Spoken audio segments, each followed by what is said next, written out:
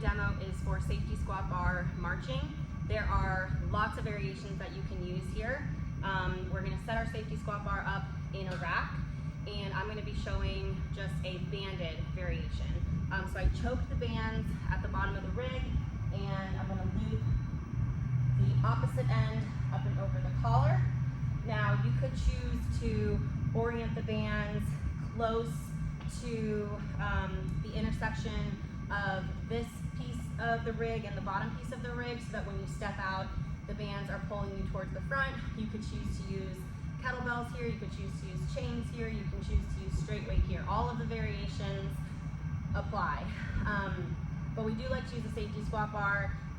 Technically you could do this with other bars as well, but this is going to be something that we're going to be doing for endurance, lots of time under tension. And so having a safety squat bar is good for upper back strength, but it can also save your shoulders from being in a position that you might not have access to for that long.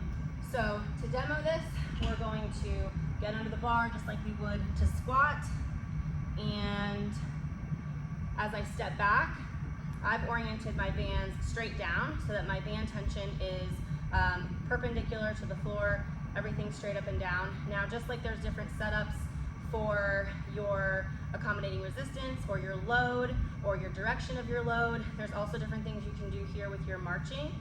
So the standard march is just going to be knee up, toe up, kind of getting the legs out in front of you, but you can change variations here depending on what you're doing.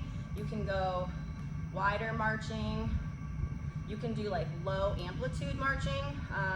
There's benefit here with really heavy loads. This might be what you can tolerate. Again, you decide what the intent is, and then you can choose the stimulus that makes the most sense. But this is the setup that you can use for all the variations and then go from there.